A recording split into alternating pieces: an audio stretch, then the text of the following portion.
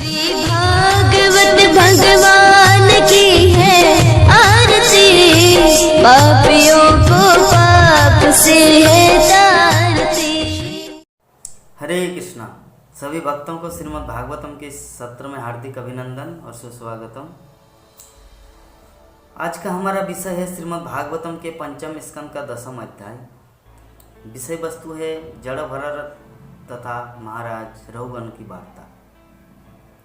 Conversation between king Rahugana and जड़ भरत।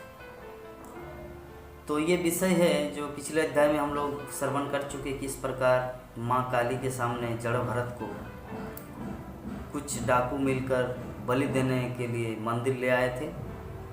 तो माँ काली साक्षात उस प्रतिमा से प्रकट होकर सभी डाकुओं को मार दिया, क्योंकि अगर कोई शुद्ध भक्त की हानि पहुंचाने की कोशिश भी करता है तो देवी देवता भयंकर रूप धारण करके उनको मारते हैं। तो इसका हम लोग जीता जागता उदाहरण देख लिए कि अगर कोई भगवान श्री कृष्ण का शुद्ध भक्त है, कृष्ण के प्रति आत्मसमर्पण है कि मार अभी राख अभी जो इच्छा तो संसार का कोई भी शक्ति उसे पराजित नहीं कर सकता। तो आज का जो हमारा अध्याय है इसमें महाराज रहुगण की विषय वस्तु वर्णन है कि महाराज रहुगण जो सिंधु तथा सोबीर राज्य के शासक राजा थे।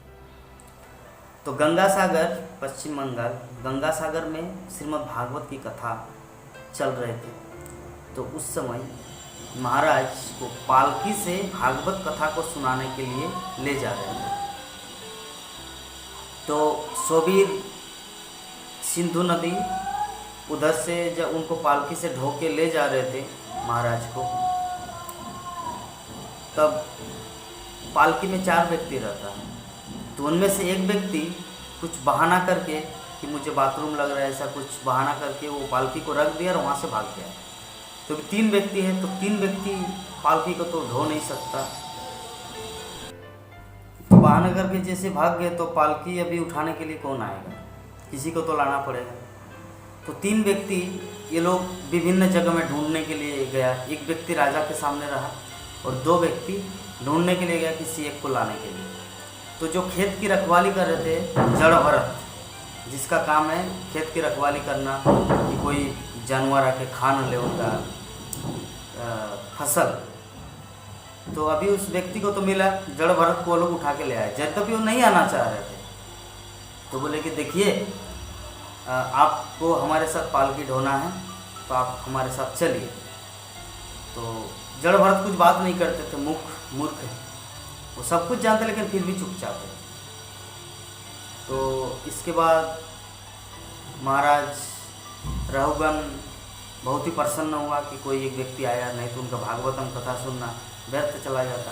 और क्योंकि आधा रास्ता आ चुके हैं गंगा सागर जाने के लिए, तो उसको पालकी की सहायता ज़रूरत है। तो अभी क्या किया, जड़ भरत एक कंधा में और 3 व्यक्ति 3 कंधे में, टोटल 4 कंधा लेकर वो लोग जा रहे हैं। तो जड़ भरत क्या कर रहे हैं, अभी नीचे की ओर देख रहे हैं। नीचे की ओर क्यों देख रहे हैं, ताकि मेरे पैरों के नीचे कोई चिंटी, एंट, कोई कीड़ा मकोड़ा दब के मर न जाए। जिसके लिए अगर कोई चिमटी पार हो रहा है तो तब तक वेटिंग कर रहा है। जैसे ट्रैफिक जाम होता है ना, तो ट्रैफिक में जब ट्रेन आता है तो ट्रैफिक बंद होता है, तो कोई मोटरसाइकिल, साइकिल व 4 चक्का का जो वाहन है वो स्टॉप रहता है। जैसे ट्रेन चला जाता है वो आगे बढ़ता है। तो उसी प्रकार जड़ भरत भी रुके हुए हैं। जैसे वो चिंटी पार हुआ रास्ते से तब वो आगे बढ़ेगा। तो 3 व्यक्ति जो है उनके साथ मिल नहीं कर रहे, कोई जा रहा सीधा आगे जा ही रहे, जा रहे, और ये आत्मज्ञानी होने के कारण नीचे की ओर देख रहा है चिंटी कि कोई चिंटी दब के मर न जाए। तो जिसके कारण बहुत टेढ़ा मेढ़ा चल रहा है।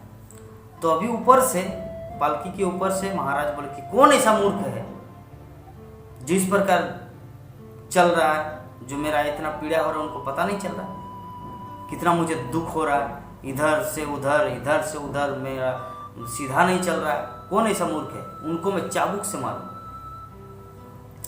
तो इस प्रकार जड़ भरत को बहुत ही गाली दिया।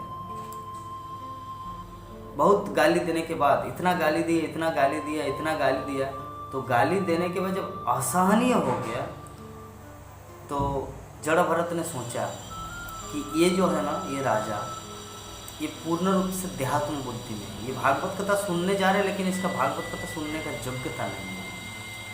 कि जिसको गाली दे रहा है वो शरीर है, मैं तो आत्मा हूँ, इसको आत्मज्ञान नहीं है, तो चलो इसको कुछ इंस्ट्रक्शन देते हैं।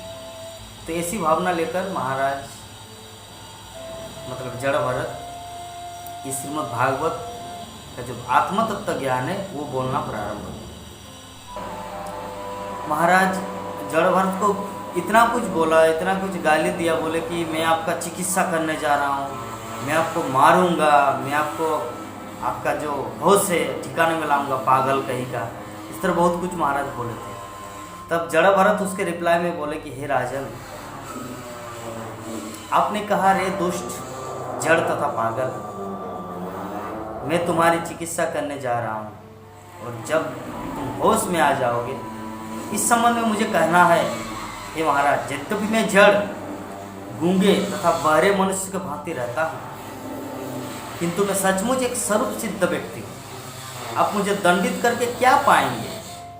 यदि आपका अनुमान ठीक है और मैं पागल हूँ, तो आपका यह दंड एक मरे हुए घोड़े को पीटने जैसा है, उससे कोई लाभ नहीं होगा। जब पागल को दंडित किया जाता है तो उसका पागलपन ठीक नहीं होता। तो इस प्रकार महाराज रघुगण को जड़ भरत इतना कुछ आत्मज्ञान के बारे में बोलने लगे, महाराज रघुगण पूर्ण रूप से होश में आ गया। यारे बाबा, जिसको मैं पागल समझ रहा था वो तो कोई साधारण व्यक्ति नहीं है, ये तो कोई महान व्यक्तित्व है। तो राजा रघुगण बोले कि हे महाराज, हे ब्राह्मण, हे जड़ भरत, आप इस जगत में अत्यंत प्रसन्न भाव से तथा अज्ञात रूप से विचरण करते प्रतीत हो रहे हैं। आप कौन हैं? क्या आप विद्वान ब्राह्मण तथा साधु पुरुष है? आपने जनेऊ धारण कर रखा है? कहीं आप दत्तात्रेय आदि अवधूतों में से कोई विद्वान तो नहीं है? क्या मैं पूछ सकता हूँ कि आप किसके शिष्य हैं? आप कहाँ रहते हैं? आप इस स्थान पर क्यों आए हैं? कहीं आप हमारे कल्याण के लिए तो नहीं आए? कृपा बताएं कि आप कौन हैं। तो इस प्रकार महाराज रघुगण विभिन्न प्रकार से उसको स्तुति कर रहे, ग्लोरीफाई कर रहे कि मुझे लगता है आप कोई एक साधारण व्यक्ति तो नहीं है, you are very exalted person, आप एक महान व्यक्ति हैं, मुझे ऐसा लग रहा है। तब महाराज घोषणा कर दिया कि हे प्रभु, हे जड़ भरत, ना मुझे शिव के त्रिशूल से डर है, न सर्पदंशन से डर है, न जमराज के भय से डर है। मैं किसी की परवाह नहीं करता, नहीं मैं अग्नि से डरता हूँ, न तप्त सूर्य से, न चंद्रमा, वायु तथा कुबेर के अस्त्रों से, परंतु ब्राह्मण के अपमान से मैं डरता हूँ। मुझे इससे बहुत भय लगता है, क्योंकि ब्राह्मण भगवान का वासस्थान है, और ब्राह्मण को अपमान करना मतलब मैं भगवान को अपमान कर रहा हूँ। इसलिए मुझे किसी से डर नहीं, लेकिन ब्राह्मण से डर लगता है। आप मुझे बताइए कि आप कौन हैं? हे प्रभु, हे दीनबंधु, मैंने आपको अपमानित करके बहुत बड़ा अपराध किया। राजा का शरीर धारण करने के कारण मैं झूठी प्रतिष्ठा से खुला हुआ था, अतः इसके लिए मैं अवश्य ही अपराधी हूँ। अब मेरी प्रार्थना है कि मुझ पर अहेतुकी अनुग्रह कृपा करके आप मुझे कृपा दृष्टि डालें। यदि आप ऐसा करें तो आपका अपमान करके मैंने जो पाप कर्म किया है उससे मैं मुक्त हो सकूँगा। आप कृपा करके मुझे क्षमा करें। हे स्वामी, आप समस्त जीवात्मा को मित्र पुण्य पुरुषोत्तम भगवान के सखा हैं। आप भगवान के भक्त हैं, शुद्ध भक्त हैं, अतः आप सबों के लिए समान हैं और देहात्म बुद्धि से सर्वथा मुक्त है। यद्यपि मैंने आपकी अवमानना करके अपराध किया है, किंतु मैं जानता हूँ कि मेरे इस तिरस्कार से आपको कोई हानि या लाभ नहीं होने वाला। आप दृढ़ संकल्प है, जबकि मैं अपराधी हूँ। इसीलिए भले ही मैं भगवान शिव के समान बलवान क्यों न रहूं, किंतु एक वैष्णव के चरण कमल पर अपराध करने के कारण मैं तुरंत ही नष्ट हो जाऊंगा। तो इस प्रकार महाराज रघुगण जो भागवत कथा सुनने जा रहे थे गंगा सागर, तो यहाँ पर उसको पालकी का ड्राइवर ही उनका भागवत का प्रवचक बन गया। मतलब जड़ भरत उसको ऐसा ज्ञान दिया, इस तरह का कुछ जड़ भरत बोले कि हम पूरा देह भरत, मतलब मैं भी कभी इस जगत का राजा था, इस पृथ्वी लोक का राजा था। आप अभी बोले कि मैं राजा हूँ, मैं आपको शासन करूँ। तो इस प्रकार जड़ भरत और रहुगण का कॉन्वर्सेशन बहुत ही रोमांच जो हमारे हृदय को भाने वाला है। इससे हम लोग को एक चीज़ की शिक्षा मिलती है इस अध्याय से कि हम लोग मिथ्या अहंकार से मुक्त हो जाते हैं। क्योंकि मिथ्या अहंकार एक ऐसा चीज़ है कि कोई इंजीनियर है, कोई डॉक्टर है, कोई प्रेसिडेंट है, कोई प्रधानमंत्री है, इससे अपने आप को इतना बड़ा घोषित करते, लेकिन सच्चाई ये नहीं है। यही राजा भरत पिछले जीवन में क्या था, जड़ भरत एक हिरण था, उसके पहले एक महाराज पूरे विश्व का राजा था, अभी पालकी का ड्राइवर, पालकी ढोर है, कोहर। इसीलिए किसी भी स्थिति में हम लोग को मिथ्या अहंकार नहीं होना चाहिए। सर्वावस्था में हम लोग को भगवान कृष्ण का शुद्ध भक्त होना है, यही हमारे जीवन का लक्ष्य है। हरे कृष्ण।